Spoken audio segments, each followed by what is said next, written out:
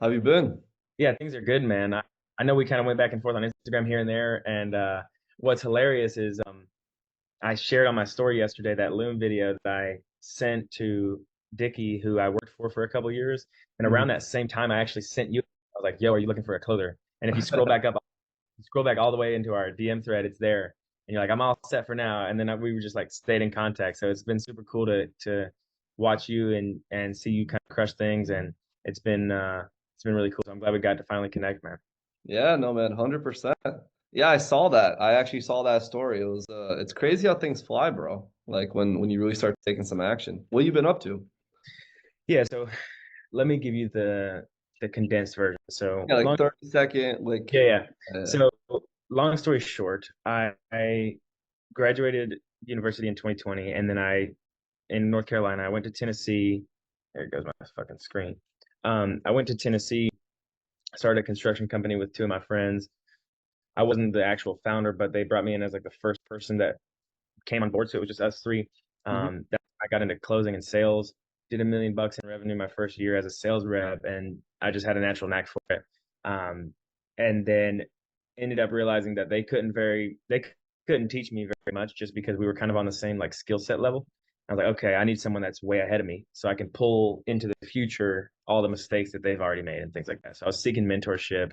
I ended up going to the Vault conference in 2022 for with Patrick David, Oh shit. and Nice. met a couple guys in the online space. One of my friends from my hometown, his name is David Arnett, and he does Amazon FBA and things like that. And he had partnered with this guy Kevin David, and they built this big thing. They ended up getting shut down by the FTC, but I Yeah. got on their remote sales team. And then I was like, oh, Oh, this is yeah, I was like, oh, this is a bunch of bullshit. So I understood pretty quickly that they weren't actually like delivering on the coaching, whatever. So I was like, oh, so that's they pulled what was it, like 40 mil in like a short amount of time.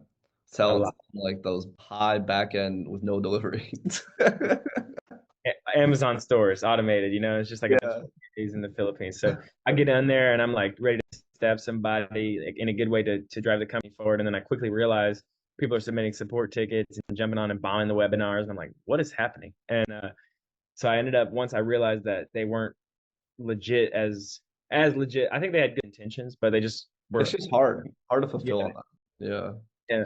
I ended up doing the same thing with, so they got shut down and I still wasn't aware. And then I jumped on a sales team for this guy named Michael Walding, who's doing the same exact thing. And then I was like, okay, not good. So I ended up kind of separating from that. I had invested into some online coaching and you know course programs, things like that. I was just sinking all my teeth into mentorship, and um, then 2023 rolls around, and I finally hit up Dickie, and he gives me a chance, and they're actually legit. So Dickie and his partner Cole, they run this company called the Premium Ghostwriting Academy, Hmm. and they basically teach freelance writers how to build an agency and actually like make 5 figures or more. And Yeah. so they did the whole Cole Gordon, 8 figure boardroom, all the things. And so they Yo, had you know what's funny? I actually met Dickie at Cole Gordon's mastermind. right. So he was there. He's a Yeah. sharp motherfucker, man. Dickie's been a mentor for the last 2 years, Yeah. and I owe I did the things right, but I owe most of my success to him in a mentorship capacity. So he really helped me get my head out of my ass and just drive forward, my skill set and everything. And so I've been working for them for the last 2 years. Man, I don't know what is up with my camera. Sorry about that. But I've been working for them for the last 2 years, and I was the top closer every single month, 22 months in a row, never not first. And um, I consistently just built skills. I learned copywriting, I learned the email stuff, and I kind of stuck my hand in the marketing and then stuck my hand in the fulfillment. And they just really have a rock star coaching program. Like they executed on everything from 8 figure boardroom. So they had the playbook. They got to 100. Then they're on track. They're right about to hit 1 million a month. Like they're right there at that run rate. And Hmm. they've got some other businesses within that umbrella. But anyways, I was working for them for the last 2 years, and that's really what gave me my ability to hit a stride. I was in the right vehicle, and so I give a lot of credit to those guys. I left the company as their top sales rep in at the end of March because in last August I got referred over to another business owner who needed a sales team who needed help, and I started just giving him free work, free advice, etc. And he was doing about 100 grand a month as a one person, one man band. And he helps product managers that are making like 200 grand, 300 grand go to like five, $700,000. So think if someone's at PayPal or eBay, but they want to go work at Amazon or Meta, Mhm. we help those people land that job, which is really tough because it's really competitive. The interview process is very lengthy and it takes a lot of skill. And so we have a coaching program. It's 12 grand now, and we help those product managers land their next job. So if you got impacted by a layoff and you want to go learn, get a job in another company, we help with that. Or if you're just tired of your current position and you want to go to the next level, we help with that. So I ended up jumping on with him and placed a closer and a setter into his business and started learning some of the management stuff. And it was kind of an accident. So I basically started becoming a sales manager on accident. And Mhm. then within the scope of what Dickie's doing, he didn't want to take his best closer out of the sales team and make him a manager because that's not always the right move, right? You don't want Yep. to take Tom Brady out and make him the Bill Belichick. So they kind of told me like, hey, we want you to stay as a closer, et cetera, et cetera. And then Dickie got out of the sales and hired a manager, somebody from seventh level. This guy's name is Casper, really awesome guy. He was definitely more qualified. But for me, that was kind of like, all right, I'm either going to continue to just be a closer or even though the team is stellar and it's just like these guys are fucking A+ players across the board, I really enjoy that culture, but I'm only going to be a sales rep. And so I Mhm. had to make a choice, which was like, hey, I can jump into this management thing. So now, August, September, October, November, December, January, February, March, I took Alex's business from like 80 to 100K a month to like 400 grand a month. And right now, the real numbers are like we're doing anywhere from on the low end, like 200, on the higher end, like 300, 400. But we can scale. It's just that there's a lot of things that are broken. And so we don't want to scale the chaos. And so he doesn't have the background of like doing the cold Gordon masterminds and things like that. So he's just kind of shooting from the hip on a lot of it. But Mhm. he was also a Google product manager making $1 million a year. So he knows what he's doing. He doesn't necessarily know how to scale a 8-figure coaching program though. And so I'm just in the mix. I'm managing that offer, and then Yeah. I got product management offer. Now I just got introduced and referred to another guy who wants me to come on and help him. So I'm in this weird stage where I still want to master sales management, which is like that's a big task, right? I went from an individual contributor to a people manager. Now I'm in management. I'm in leadership. That basically exposed a lot of my areas where I need to do some more personal development, right? Because it's one thing to be an assassin, like individual contributor, but then it's a whole different thing to be a manager that is, not just creating followers, but creating leaders within the umbrella, right? And so I'm drowning in a good way. And what I mean by that is like I'm learning all the skills and I'm back to like level one instead of being like a level, 9 or whatever, 10, like sales rep, I'm like a level 2 manager. So it's a lot of fun. Mhm. Um, some of the folks that kind of take take this same pathway that go from like a sales rep to top closer to sales manager, what I've seen at least is some people start a sales agency where they have a bunch of accounts and then they manage a bunch of teams. And I think like part of me thinks it's like it's bullshit because it's like managing one account that is doing several, multi six figure months. It's a full time thing, right? And so it's fun to have Tom, and then I've got some other people that have awesome opportunities, but I'm trying to be aware of like saying no because I don't want to put myself into the ground by saying yes to too many things. So that's exactly where I'm at. Um, I mean, I was as a sales rep, like as far as like the money, like the numbers, I was probably doing 20 grand a month for a while. In the beginning, they hit me with a lower commission rate. Like I started off at like 6% and then 8%, and I went back and forth on them with it, and I was like, dude, it's 10%. Like it should be at least. And they convinced me because of the skill acquisition to take the lower amount. Anyways, I was doing anywhere from 15 to 20 grand a month at 6-8%. And so I was crushing it there. And then now I'm probably doing with the product management offer, I'm doing 7% of total cash. And so I've got a rev share basically where I'm kind of like an operating partner or like a growth partner, if you will. Mhm. Um, and so I think I think I'm in a good position. I mean, from that, I'm probably netting anywhere from 15 to 20 grand a month. And then the Tom thing is a minimum of 10K a month to sliding scale upwards if I scale them. And so right now I'm probably doing 30K a month profit for me. And it's just me. I just started kind of learning how to get VAs to enable me to delegate some of the stuff. So those are all skills that I'm trying to build. And then outside of that, I'm looking forward and I just am trying to make sure I'm putting myself in the best position to learn skills and eventually have my own offer. But I really do value the learning by scaling someone else's big thing, and so I feel like the product management offer has the potential to do 500,000, if not a million a month, if everything is right.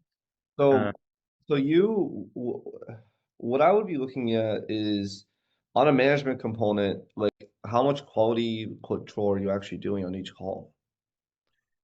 yeah, well, that's the thing that tends to, Because like uh, that's where like people like fail, honestly. It's you put people in place, but the work is boring.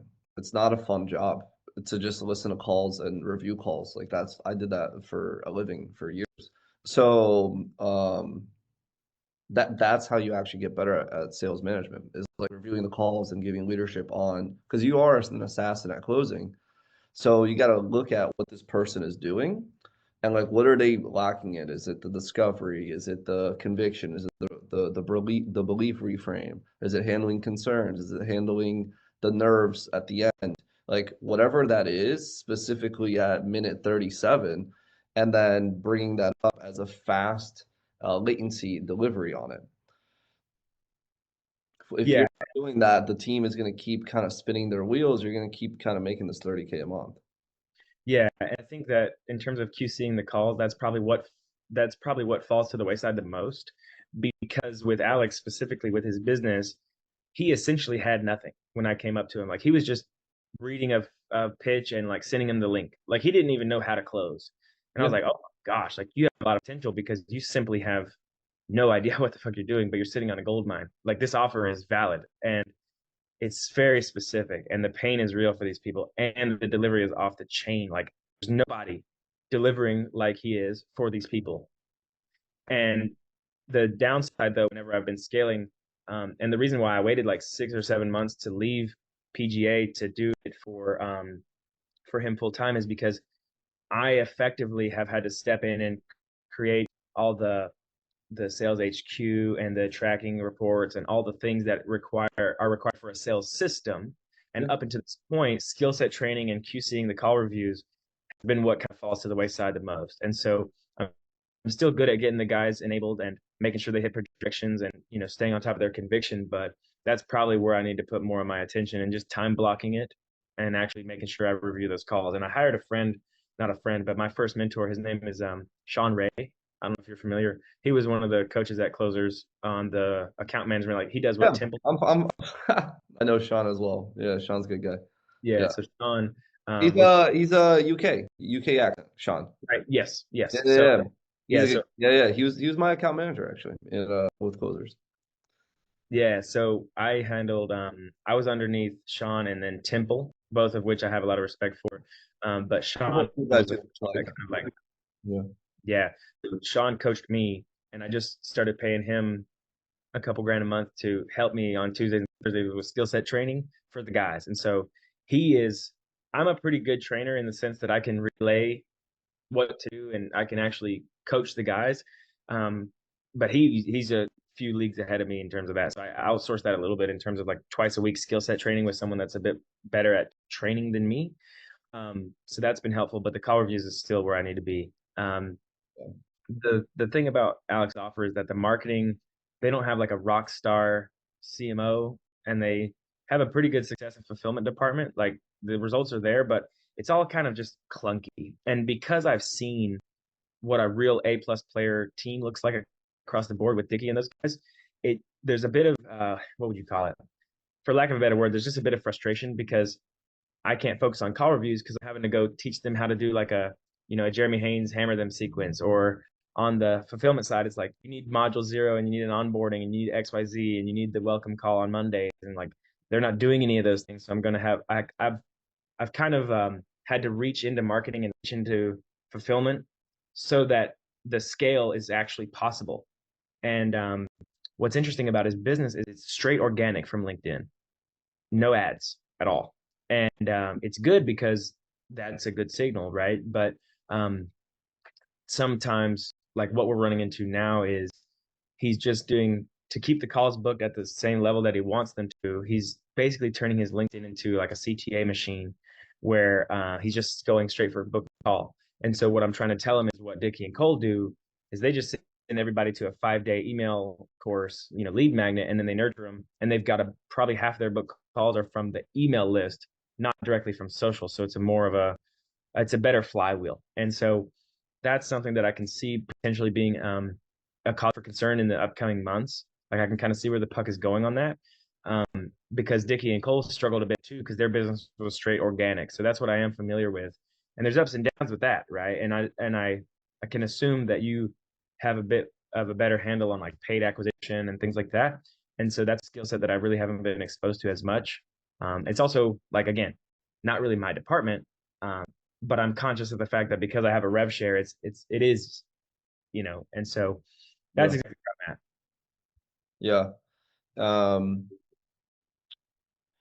with the like, how many booked calls are you guys getting? How many people are on the team on the sales side, Yeah. specifically for an acquisition of LinkedIn? So I would say that in the winter months, there was a couple sales reps. There was 4 sales reps, and we were doing like at the height of it, we were doing about 400 calls a month. But now, um, the current setup exactly right here right now is 2 closers and 2 setters, Oh, and they're probably both getting 100 scheduled calls per month each. And so it sure. fluctuates. It's between 2 and 250 on calls per month, and then the actual like Just on straight organic. Very interesting. yeah. And what's the show rates on that and close rates? Yeah, so I just here I can pull up my sheet here. Let me do this. That way you can actually see it. Give me 1 second here. So I'm transitioning. Let me just show you. So okay.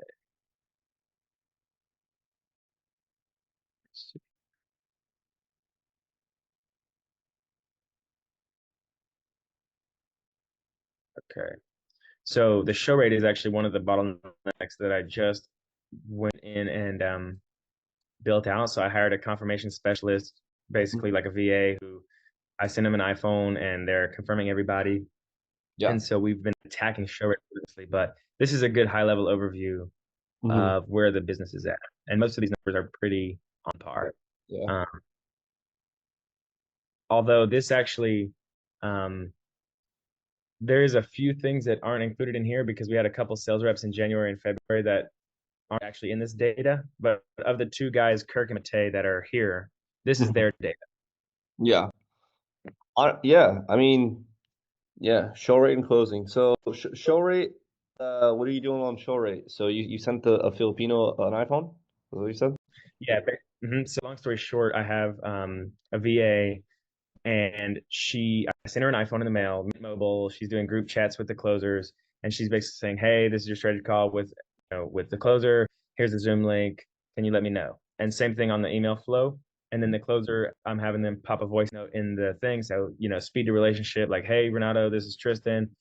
So excited to see you at 3 o'clock. If there's anything I can answer beforehand, let me know." The quality control on that. What was that? What's the quality control on that? Meaning, like, how am I monitoring it?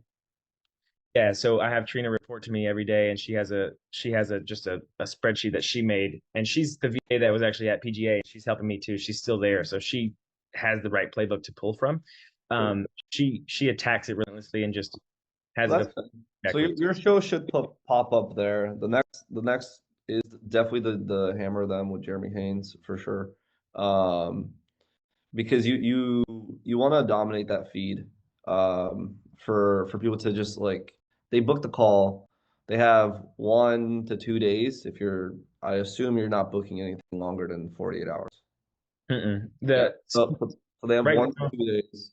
They have 1 to 2 days of support, or not support, what is it? 1 or 2 days to get familiarized with the offer, what the solutions are, like pre-handle a lot of the objections. So I mean, you could do that, man. You can create some of those videos if he's not willing to do that. Because like you are theoretically like on the operational side. So like And he can do it, and it's just a function of me giving him what he needs to do. And so I went ahead and just got the whole SOP from Jeremy, like the Megalodon, whatever, like hammer them SOPs. So I've got it now, and I'm building it out. One of the things that we tried to do was hire an email writer that just wasn't worth a damn. And so all the things that we created was basically like, we need to scrap all this. This isn't good enough. well, So it's all video, man. You do it all in video. And mhm, then you do uh like just a target like a remarketing campaign to those people that already booked. That's how you run it on Facebook. yeah, So and the frequency is like through the roof on that. But you're forcing the feed to be all you. yeah. And I think that one interesting part of that is he's not even on Facebook at all. So it's all LinkedIn. And That's so, fine. That's not a problem. yeah, so I'll have to go Their learn. email because like people are going to be scrolling through Facebook, Instagram, and LinkedIn, right? So LinkedIn, I haven't done a ton of ads on LinkedIn, I'd say. We hired an outsourced LinkedIn person, and we tried it with our market, and it booked some calls, but like the quality wasn't there for us on Sure. paid acquisition on LinkedIn. But we do just strictly Meta, which is Facebook and Instagram, and then Google remarketing as well. And you could definitely create either a lookalike on the list of people that book, so you can create that connection of people that are booking, and make a lookalike.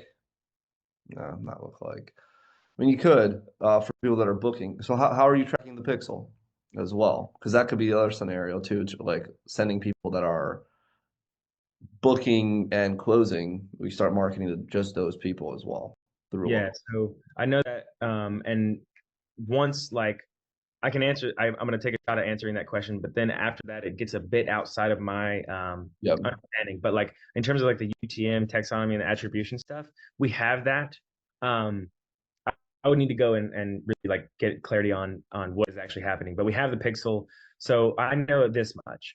For the folks that are coming, they're all coming from LinkedIn, and then we understand now like what post they came from because everything has a unique thing. And then if they come from the emails, we know, or the YouTube videos, we know. So all of that's being tracked. I What's think. really good, you guys don't have any ads rolling. So once you get people that are buying, you can actually make a list of those people, and you already have these people, and then you can just launch a straight lookalike on Facebook direct because there's no Facebook ads coming out. It's all organic. So Yep. just having as little as 5K a month on ads, naturally is going to bump up and we start getting some attribution on how are those leads coming in and that builds up more volume as well, uh, Mhm. without a shadow of a doubt. But the hammer them should definitely be remarketing to the people that booked calls. And that could just be straight on Facebook and Instagram because people are scrolling. They're on LinkedIn, but they're also on Facebook, they're also on Instagram. So like Mhm. people that are scrolling, they're gonna pop up. They just booked a call with this RCA company about how to get a promotion going to Meta. They're gonna stop and like, oh shit, I just booked this call. Like, let me watch this, and it'll be a longer form kind of material, pre-handling objections, talking about the product, how the success rate is, like all these objections that they would have that would cause them to not show would bump up the show. Mhm. And so with that makes total sense, and I think that's where we're gonna focus. For me, one of the things that I'm also doing to improve the show rate, or excuse me, to improve the closing rate, is we in November we wrote a pitch, and I hadn't actually written a sales pitch before. Obviously, I can close with a pitch, right? But I had to write the sales pitch myself, which I'm not the best, copywriter on the planet. And obviously, there's some good prompts that you can use and things like that. But I luckily was working with great writers, and they just kind of handed me what I needed to do as far as the pitch goes. So one of the things that I'm running into is with my two guys, the discovery is pretty long and the pitch is pretty long, and there's not an actual like tried and true like this is the fucking script. And I'm not the what I've learned That so was far. that was the other sector, right? Like when we looked at the closing rates, everyone's kind of like 18, 16%, 19 is the top end. So, and that's on warm traffic. So so for say warm traffic, Yeah. not as cold as Facebook. So like that should really be closer to like 30%. So yeah, shifting the pitch a little bit might be a factor, but you got to review the calls. You got to, because like if you jump in and you start taking the calls, have you done any of these calls or have you just put people Yeah. Yeah. I've jumped in and I've What's closed. your close rate? Like, did you take 30 calls? What was your close rate on 30 calls? So I didn't take 30, but I've probably taken a dozen and I've closed, four. Like it's probably something around that. So like I've closed one out of three. Yeah, you're at 33. So there should be a replicated like all-ish of your calls, but you is also likely just a conviction component. Like, you just believe what you sell. So like that is more of a skill transfer on quality control. And then recruitment, dude. Do you have a recruiting pipeline of bringing people in? Yeah, so that's a couple thoughts. So, in terms of the conviction thing, that's one of the things that Dickie and Cole did really well is they had this really nice, what would you call it? Like a bridge between success and sales, and there was always like the wins coming from the wins channel every morning, and it's just like force feeding the closers like, hey, remember you closed this person, now they're doing well, and so what ended up happening was that's where I put some of the attention. I was like, hey, I did the call dispositions on like what objections are we getting hit with, and the most common one was trust in the company. Like I'm not convinced that you guys can actually deliver this result, and so what that indicates is that the closers did have the conviction, but maybe well, it's partly closers and then also the prospect. So that's where the hammer then comes in to solve it on the prospect side, but on the sales rep side, prioritizing just evidence overload on the wins in the wins channel. So I put a lot of focus on that. I had the VA start doing a wins bank, and she's sharing that every morning with the closer leaderboard. Like, hey, here's where we're at on the month. By the way, here's yesterday we had someone landed a job offer for 750,000. Here's the closer that closed them. Like, you changed their life. Let's do it again. So I put a lot of focus on that, and then I'm making the success department bring the wins and just making it abundantly clear to where we have just a scrollable like Google document of just like an undeniable amount of evidence that we can actually get them the result. And so the conviction component is important. And then as far as the script, I've onboarded a few reps. They weren't. I want to take full responsibility, right? So the reps that I gave a shot, I didn't have a tight enough process to QC them, and just because we had so much volume coming in that I had to put someone there. And in terms of pipeline and recruiting, like the founder has a few like he can email out and like he had worked with some placement guys, but they sent a bunch of bozos. I want to take full responsibility for it though. So like in terms of onboarding and the actual sales process that I could hand to someone that they can actually be held accountable to still is yet to be all the way built. And then as far as closers go, it is a bit of a bottleneck. And I actually made that post yesterday, which got you to say, hey, I've got somebody. I'm going to start taking that upon myself and potentially like start putting out content about sales and management and things like that to attract people, etc. So recruiting pipeline not strong enough. Onboarding and actually holding a closer accountable to a proven process is still not not all the way there yet either, which falls on me. Mm-hmm. Okay. Um,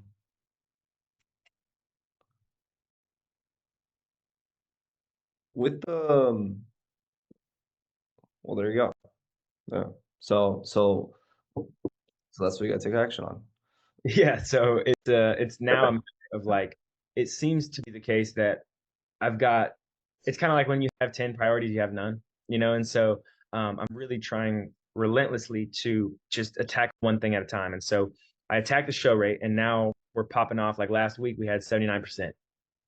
That's up from, 50, 60. So that's awesome. And obviously, that's going to increase the throughput just as much as it would be to increase the closing rate by that much because Yeah, same, same I agree. effect. Show's usually the biggest issue. So like again, but that's organic. You haven't ran paid ads. I'd love to see what the paid ads portion of that would be because that's the next bottleneck is show rate close and then back to more leads.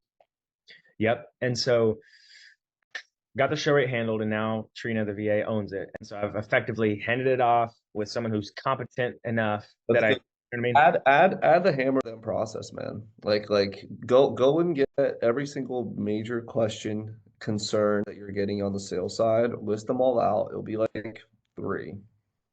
It's like trust in the company, trust in the process. Like, will this work for me? Like, what happens? Like, what if I pay this money and it doesn't work? Like, all these trust with certainty, and then build certainty content pieces about so and so who came in was very skeptical as well because they don't believe in mentorship or whatever. And then in the course of 3 months, we are able to train them up. They got two job offers, and we're able to go to Meta for 750,000.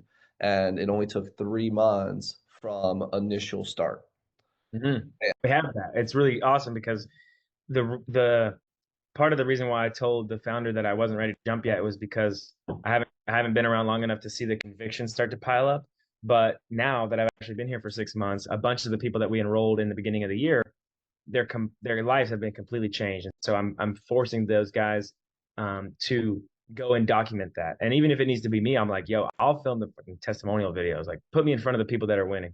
I wouldn't even say it's testimonial videos. Yes, that's a good portion of it, but it's also the journey of like you bringing up this person, then clipping it, like them saying it, and then bringing it back over, and then like the process, like, hey, it's gonna take like 2 months. After 2 months, you're gonna start like this. Like I have a video that I put up that was a hammer down process, which was just like explaining the hey, you're getting a pod of people. That means you have a marketer that's going to be coming in, running the ads on your behalf.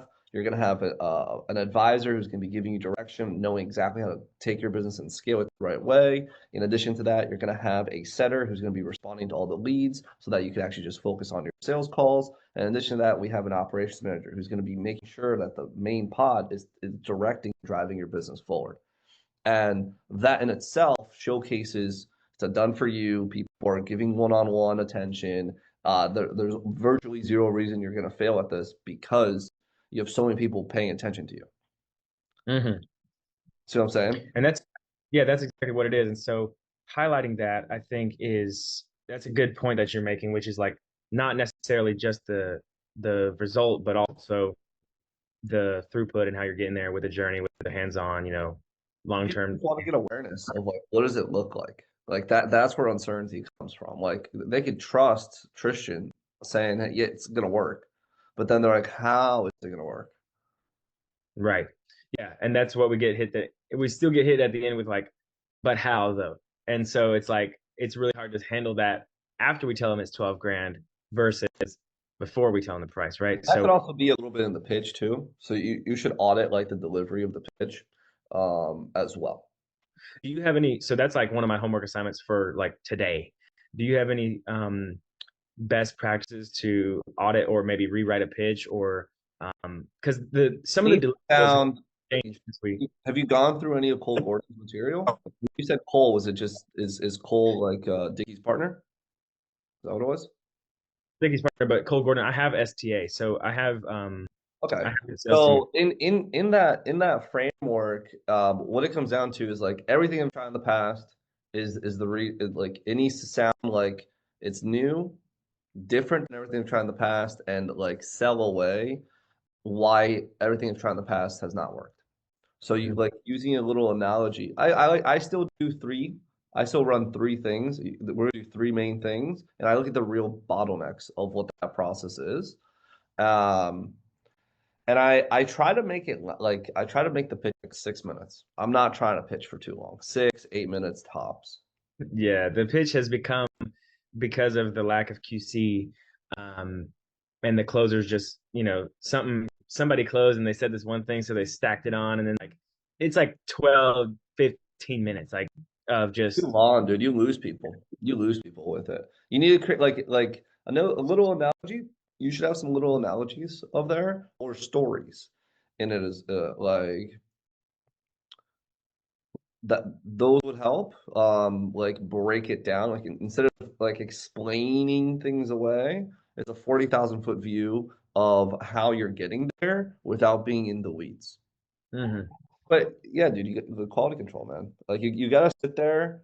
I know this is like the most brutal. I'll tell you this from my experience, right? Because I had four salespeople, four setters. And I was running the sales management. So QC on that is like 6 hours long all day, basically. So it's boring. It's as tedious as it could be. It is not fun. Tell you this right now. Like, welcome to management. So what you want to do is really audit and quality control that process. And then you could see like, yeah, this person's saying this not confidently in a weird way, and this is where they lost the sale. And then now you circle this back, and this is the one homework this person has. Hey, like pitch on, pillar three, focus on delivering like this. And then the next call they do, you quality control that exact same instance and you see how they pitched. So like it's not just let's just pop up and listen to 10 calls. It's like, all right, Mary is taking these calls. These calls, I listen to it, I see that in her discovery, she's just glazing over surface level and she's not getting any deep pain for this person, or they're not creating unfulfilled desire as strong. So then, hey, I need you to be asking this question, this question. You can't leave unless you get a really good awareness of specifically that they've been looking to do this for the last 4 years and they don't know why, they haven't earned this promotion and they haven't moved up and et cetera, et cetera, et cetera. I don't know the actual pain they have. And needs to be like before you move on and you start talking about their goals, what we're trying to do, you got to figure out exactly why. And then the next call that she has, go and listen to it and see if she got it.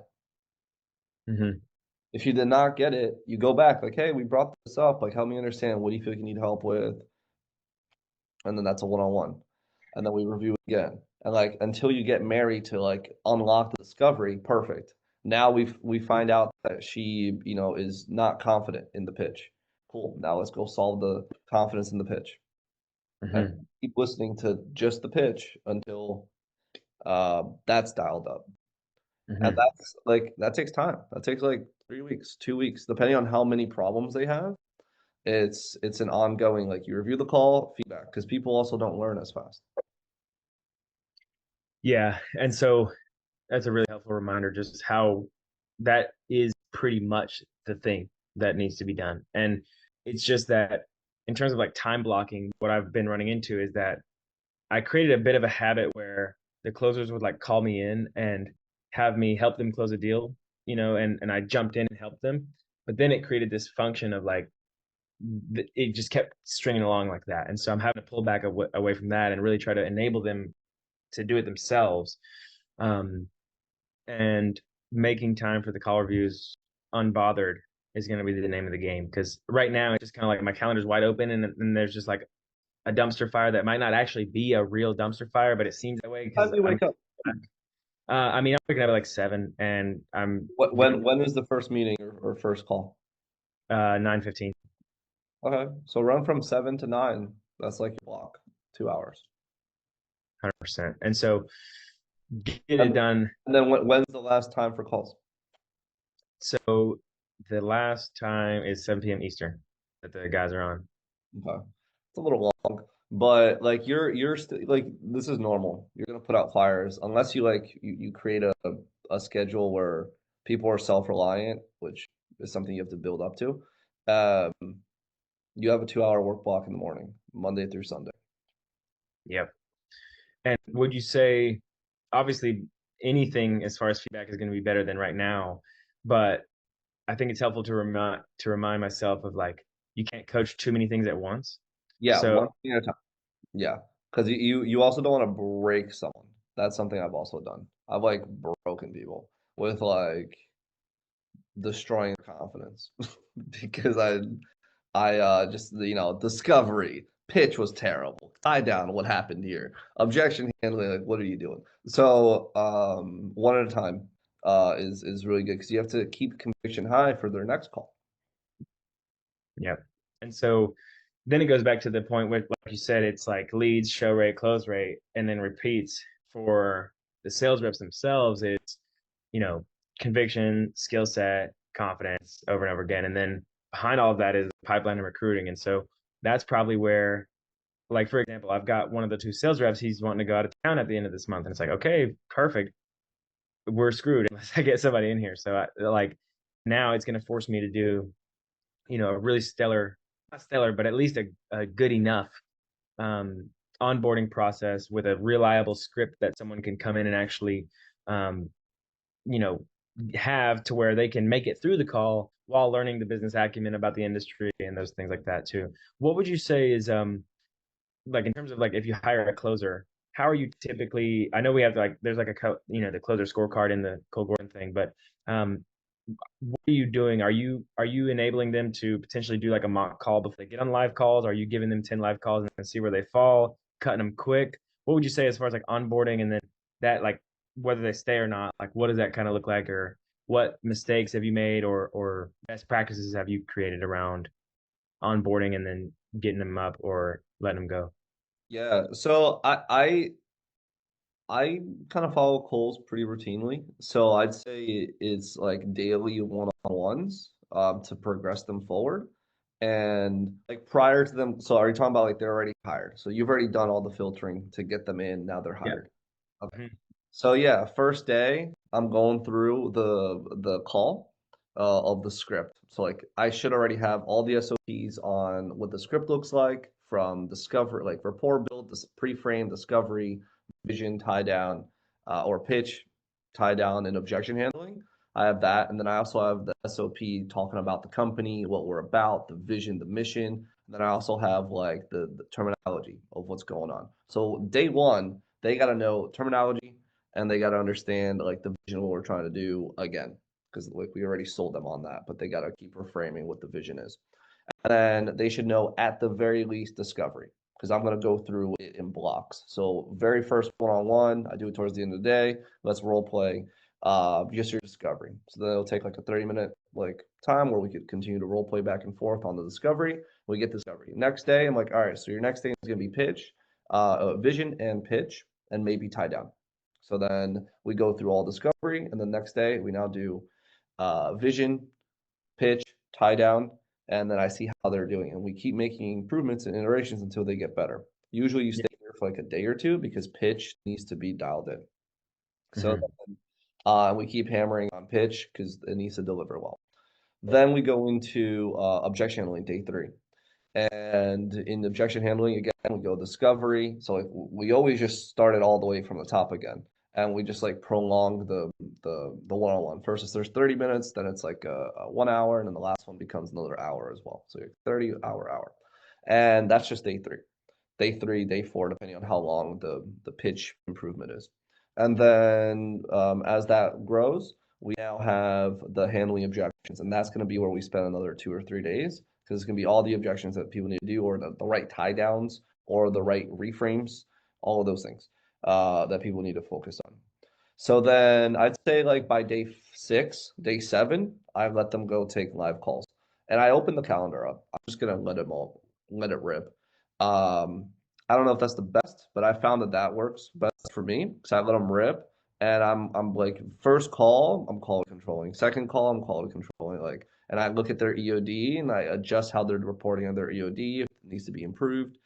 And so like if they're just saying like Susie didn't close.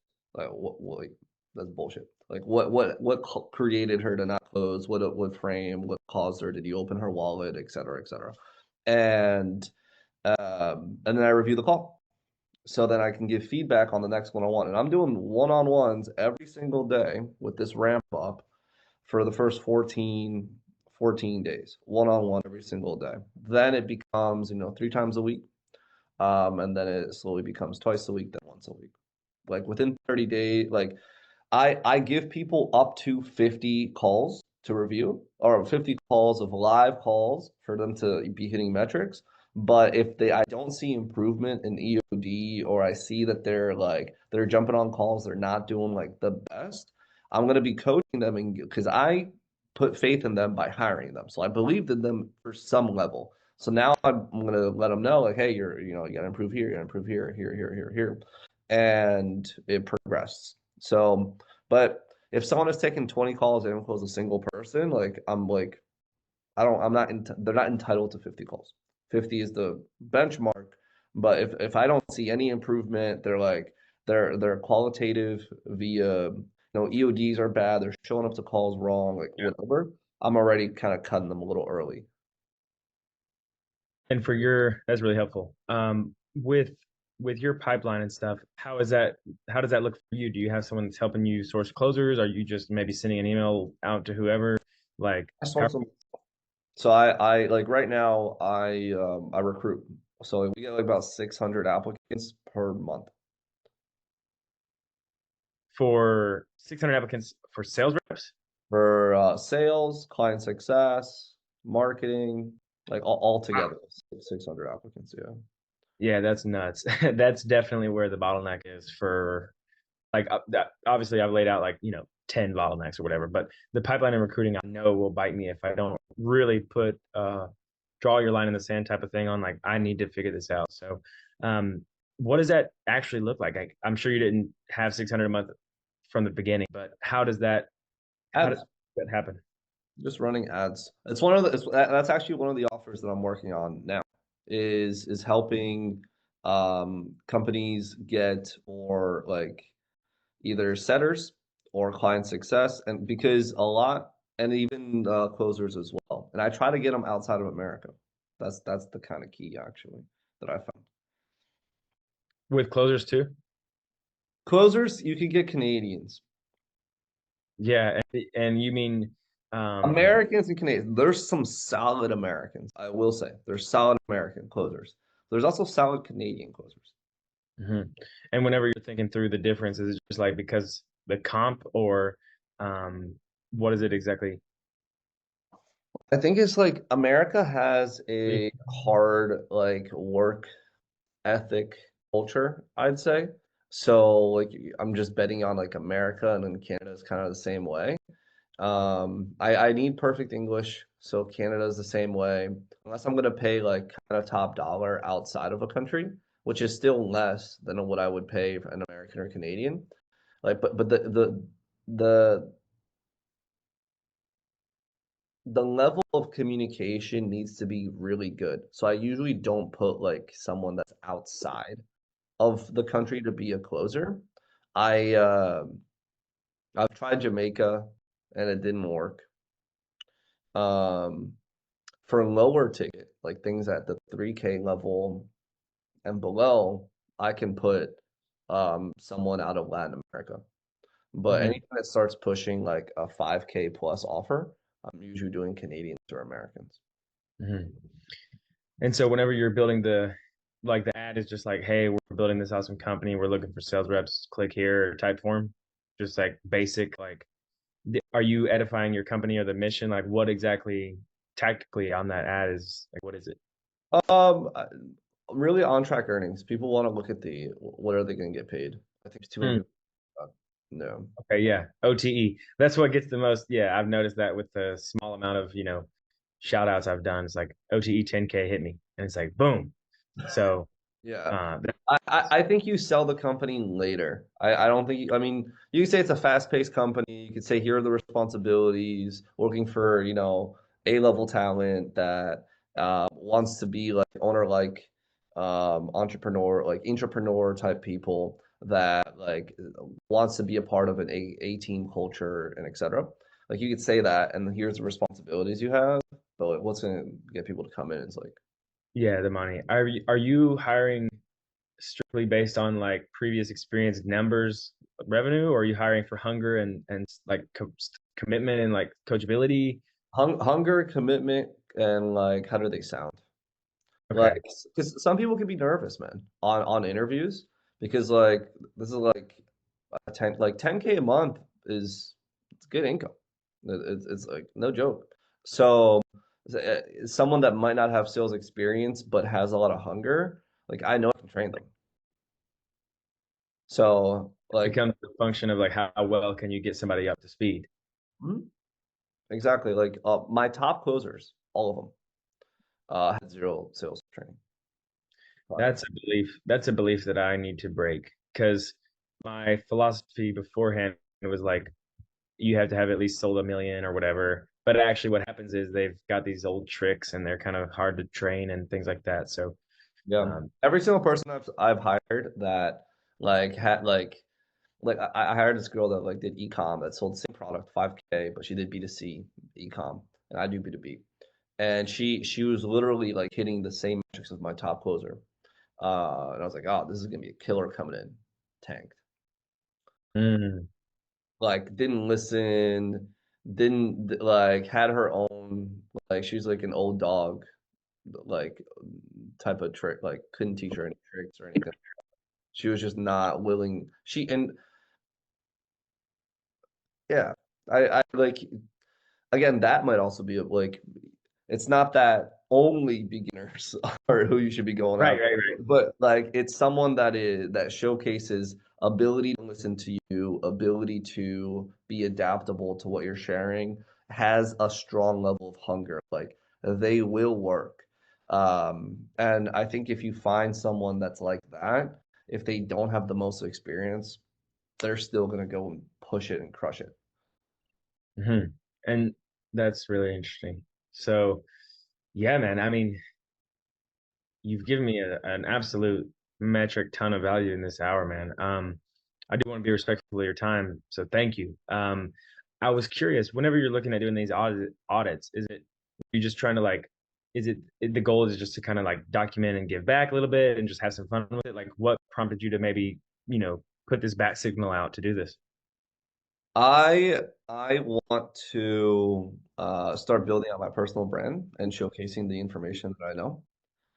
So um, just like getting more exposed to new businesses or other businesses that are pushing and how I could add value to it is the main kind of trajectory. I put out a signal. A lot of people hit me up, so it was nice. I have a lot of interviews to do, type of deal. Awesome, man. Well, hopefully I can be one of the folks that you gave some solid counsel on and actually executed on it. So that'll be the goal for Yeah. me. No, I would love that. I would 100% love that. And I think that I want to like definitely see how you're progressing and growing and I think like if you have any people that would want to connect and like it would be very similar to this type of deal. Same approach. And I think as I grow that I could yeah, I just want to I'm building my holding company now, which is like a Hermosi type company. So I want to my main trajectory is showcase that like I know what I'm talking about. And then Yeah. from there, opportunities could rise if I want to, acquire companies. I own two companies right now that are not inside of the consulting I currently do. So If I can, if I may, just hit you with a couple questions. I picked up a bit from just seeing you here and there. You help. Correct me if I'm wrong. You help nail salons like scale their business with the front end part. Is that basically how? Uh, beauty. So yeah. I I just exited this company. So I like now I have time to like actually showcase my information and stuff. But yeah, I was helping beauty businesses. So this would be salon owners, hair section clinics. I wouldn't say nail clinics, like usually higher ticket. Anything above like $300 plus. So that'd be like permanent makeup, Botox filler, hair extensions, body contouring, anything above $300. I'd step in, run their entire marketing. So my team would come in, run the entire marketing. And then from there, we had setters that were responding to all the leads that were coming in that was on my payroll. And then um, we would just coach them on their sales. And eventually we would put closers in as well, if they're at a certain scale. So then we would run the entire business, marketing, sales, setting, and closing. And then they just had to do the fulfillment. Like Mm. that was like our, 30K back end. And after the first 3 months, we would sell 12-month contracts. So because we had a decent amount of 12-month contracts and people would just renew after a year and keep working with us, that's what ultimately made it a sellable business. It used to just be like a course, and then we put in a service into it, and then just exited for. Yeah, that's really, first of all, man, props to you. And it's really inspiring to hear that trajectory. And like for me, I'm trying to make sure that, obviously there in this info space with everybody doing everything, you see a lot of the big players, and it's tough not to like compare yourself up. You know, for me, I want to really make sure that I'm on the right trajectory. And so, like, so most people, well, maybe not most people, but a lot of people learn the marketing, then the sales, and the fulfillment, or whatever.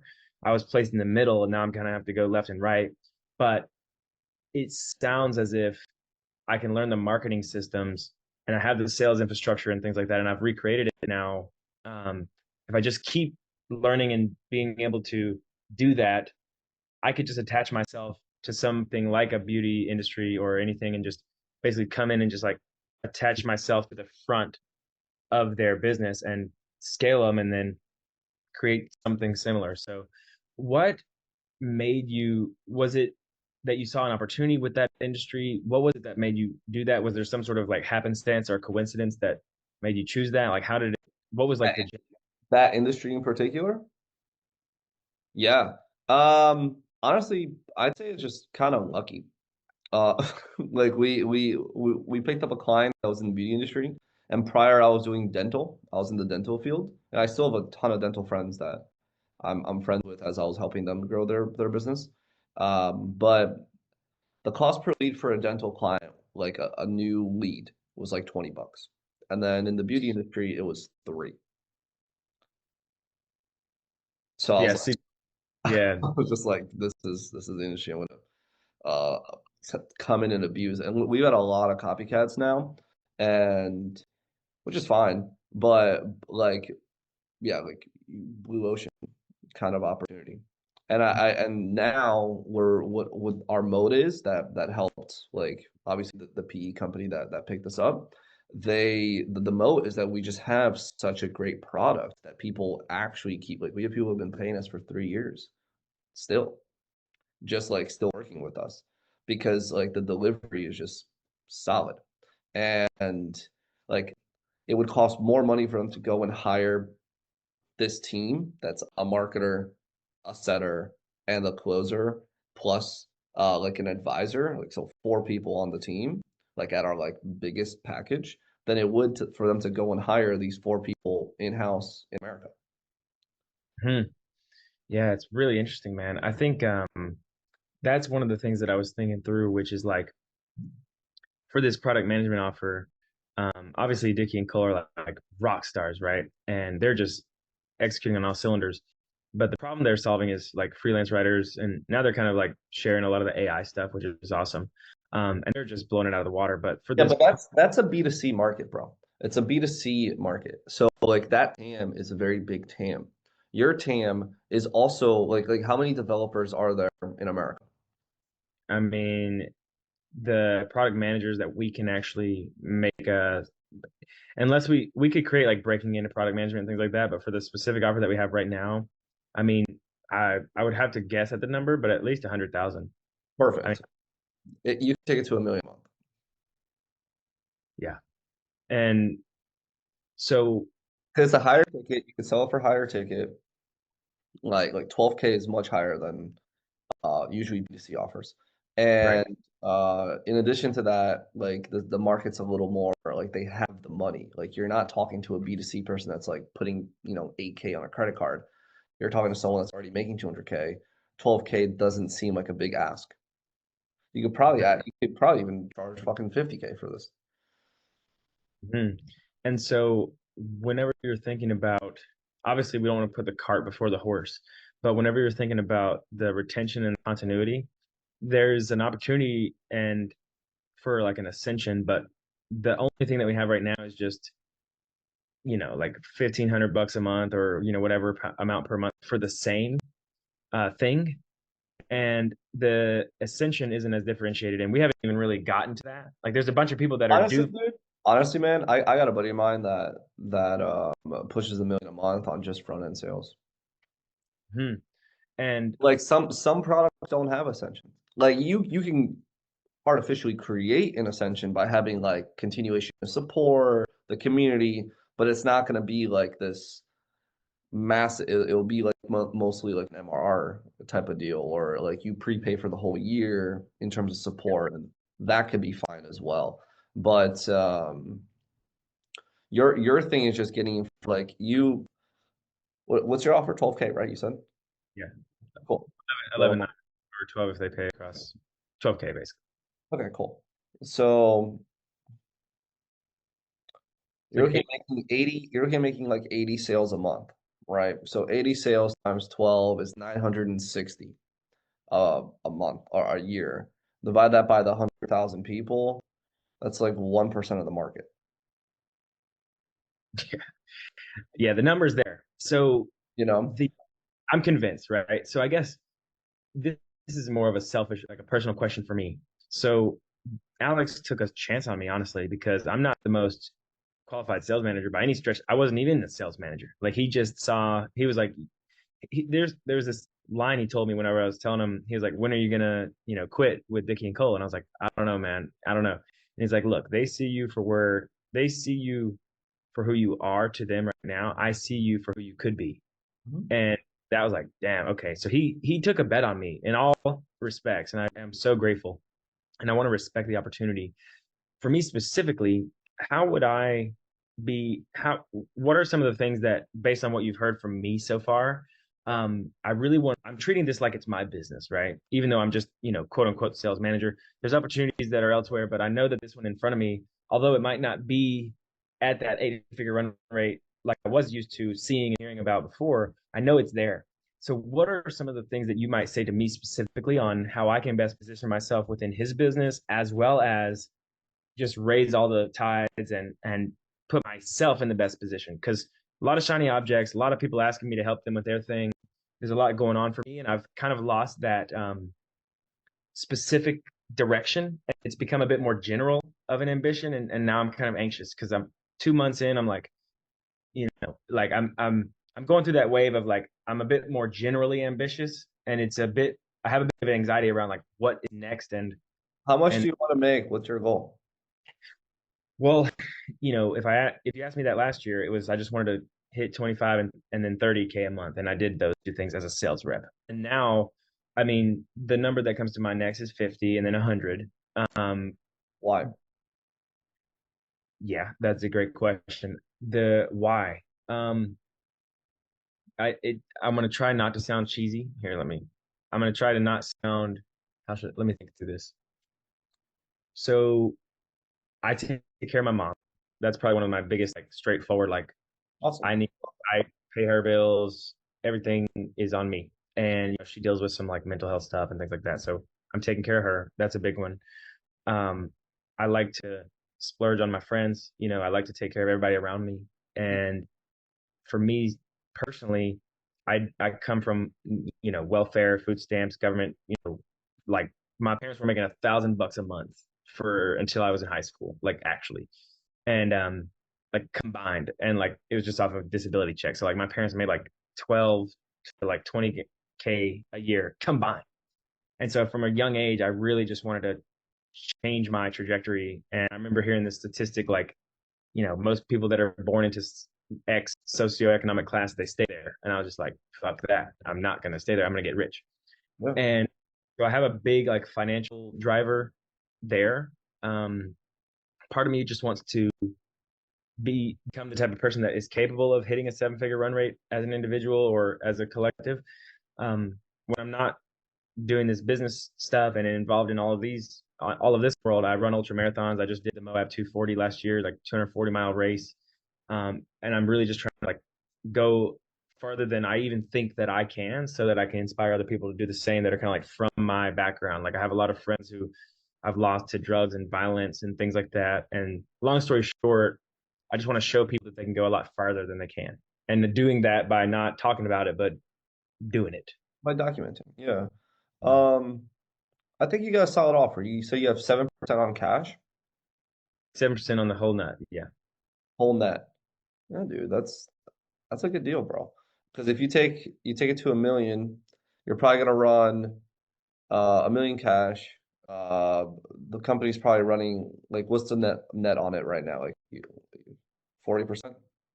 Yeah. I would say probably a little like, so there's another thing. So um it got below 40%, and we don't have a very much like marketing, right? So it's all organic, so we don't have that marketing spend, which is something I'm aware of. But the profitability, we're increasing it. It got high, it got low because the fulfillment, we kind of went, he went balls to the wall and hired like a bunch of coaches and like a bunch of expensive people.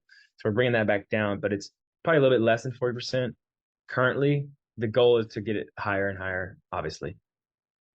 Yeah. So do you get just 7% or you also get like performance, stuff like that too?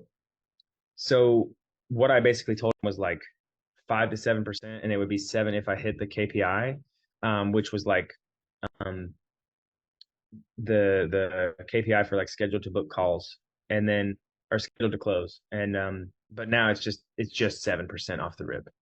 7% off the rip. Okay. So I mean, 7% is it's a good like for not taking on any risk to run to operate and you know hire people. What you want to do is you want to make sure the profit margin, like, because this is no ads. This should probably be closer to like a 60% profit margin. Yeah. So like that in itself going from like 350, let's say 35% to 600K in profit, that significantly increases your you go from like 25K a month to like 42K a month. Hmm. So like you should step in and like be like, hey man, like I'm um you know we're both in this together in terms of trying to make this you know the biggest company possible. We impact a lot of lives and we help people grow. I really want to like be front and center with the profit and loss every month and look at what we're spending on labor and things like that. See if we can cut costs. So that way, like not only do you make more money, but so do I make more. I also make more money. Hmm. Yeah, and just to make sure we're on the exact same page, it's 7%, not just of the profit, but of just the number. Like, Fine. yeah, revenue, 7% of revenue, That's cash. even better, dude. That's even better. Yeah. Yeah, But well, then still, you still want it to be able to pay you same because thing, of course. you run a Yeah, million. Like if the profit's not there, you're still you come through liquidity issues. But um, that's great. You make a million a month. You're at 70K. You're like most people, dude. Net like as an operator, like running a business, net is like it's not it's difficult. It's difficult to maintain a good net. You're taking 7% on top line cash. So you're gonna get paid probably more than him at a million a month. yeah. No, And maybe not, but like you'll be right up there in terms of like really good margin for you. and whenever you're thinking about, so like obviously my role, like my hat that I'm wearing is sales manager, but because of the position I'm in, I'm basically like a growth operator. Would that Yeah, be fair to like? And yeah, so how how should I think about um doing some of the other things that need to be done that might be a bit outside of my scope? Because at the end of the day, the money, I'm getting paid on everything, and so you um gotta just talk. You gotta have an open conversation with them, man, and just be like, "Hey, like, this is the target that I want to hit. Let's say it's a million a month or 50K a month, 500K a month, whatever that target is that you and him have established. Be like, I want to hit this as fast as possible, and I want to take really strong strides for it.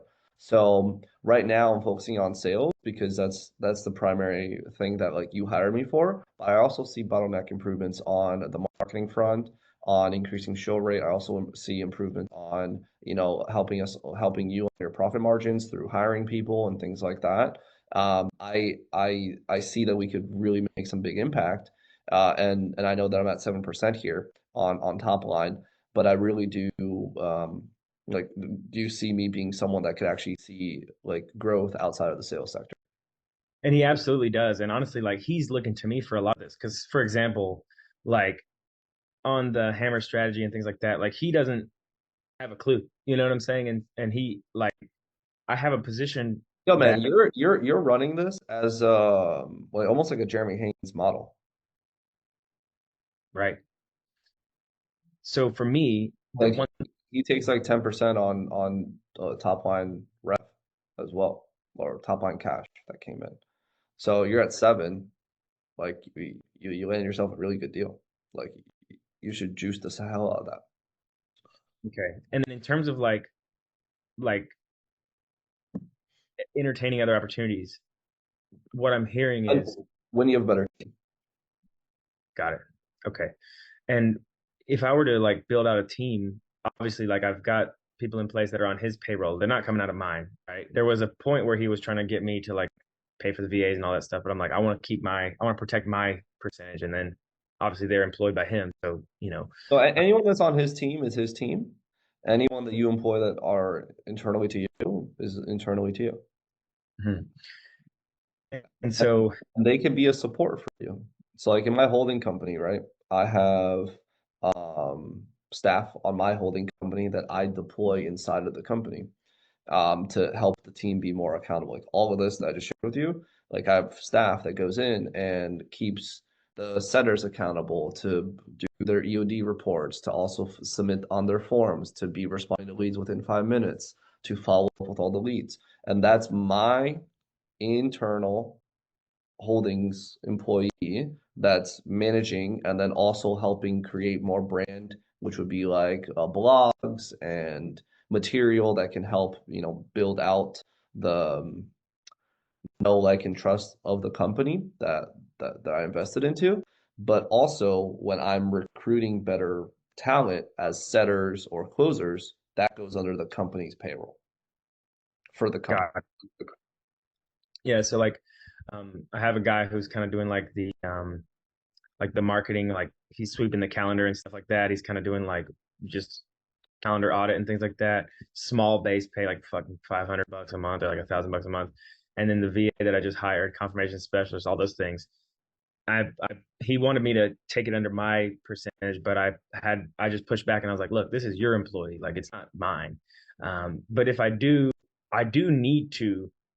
I'm finding myself spending time on things that I absolutely shouldn't, and You should so hire like you should hire like you're at like 30K a month, like there's lower level things that you're responsible for. You can't hire someone inside of his company to do some of your work, where you now can hire internally that can help support you on the work that needs to be done.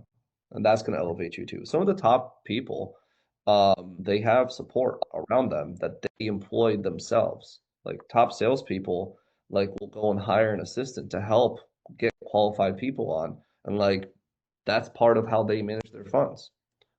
hmm, yeah, that's definitely the next step for me. Just because I'm getting to this kind of like I'm finding myself with way too many open loops, and I'm starting to get a little bit not burnt out, but just like decision fatigue and things like that too. So I've got to delegate and get some of this off the plate, or else it's physically impossible, right? And so one other question I have is, whenever you're thinking about like taking sprints and then taking finish lines and stuff, like I'm sure to get where you've been, it's been a grind, right? But whenever you're thinking about um like do you have like a protocol for like taking a couple like a 4 day every quarter thing? Like how do you in terms of reflection and then and just like jumping new levels and crystallizing and taking a breather for a second? That's something that I haven't done. Like I've been basically the last time that I didn't have my laptop in front of me was like in May of last year. And I'm starting to hit a little bit of a wall. Do you have any thoughts on that initially? Um, the hard work that you go through develops the character in your thinking. I forced myself to work like a ridiculous hours, which is probably what you're doing as well. And I think that's the season that you're in my Hmm. opinion. So you just have to like I attribute to this like whenever I have like an itch to like stop working and I know I still need to get work done, like I fight that urge of stopping to stay in it. And like that urge could be like checking my phone. Like I have this phone, which is a second phone that has no apps, no Instagram, no Slack. Um, it has email in case someone like an emergency email, but I barely check it. And it has got my calendar just in case I look at my calendar. And this phone is near me when I'm working, and my main phone, which has like my Instagram and my text, and like no one has this number. Zero people have ever called me on this number. It's just for emergency if I need a phone to do something, and I work through that. Now, I think you're probably in the same trajectory. Like you got to get shit done, and you're just gonna stay focused. For me, I have a focus issue. So by removing, I stay focused. So, and I wouldn't say I have a focus issue. I have a distraction issue. I get distracted. So if I remove all distractions, all I can do is work, and then I stay in flow. In Mm, terms of reflection, you should reflect. I use my Sundays as reflection. Like every single Sunday, I reflect. How was last week? How, like, if it's at the end of the month, it's like, let's say it's like today's June. So let's say July 1st, for example. How was, like, I reflect in terms of, let's look at the whole month of June. What happened? What went well? What went wrong? What could have improved? And then that will go with business. And then I also reflect personal life, like how was I with like friends? Like now I will say that what I'm doing maybe shouldn't be what you're doing because like when I was in the grind, I didn't do this. I literally was just working. I would wake up and work. I even like didn't hit the gym as much. I would like wake up at 4 and hit the computer by 4:30 and go all the way through. So like that was like my grind season. So I think people have to realize that the season that you're in, you need to be following the season that you're in. Like if I tell you, hey, like me, I review like how am I with like friends? How am I with like romantic partners? How am I with family? Those are questions that I ask, but I neglected that when I was in my grind. I like very, very little friends, very little time with family, and just like all work basically. And like I even reduced my fitness as well, which was an error. I should have not reduced my fitness during that grind season. But since you're already at 24K a month, 30K a month or so, you've gotten out of this like grind of like needing money to, not feel uncomfortable. Like you're comfy per se. Like you could handle your bills, you handle your mom, you handle all of this, which is awesome. And kudos to you. I love that. Um, so you can like come up for air for a little bit and use your Sunday as some level of reflection on the business and level of reflection on like your mental and like why you might feel burnt out and things like that. You should journal and ask that like at least once a week on a Sunday when you don't have work. There's no one hitting you up. You might as well take like an hour to just write and ask these questions yourself. mm.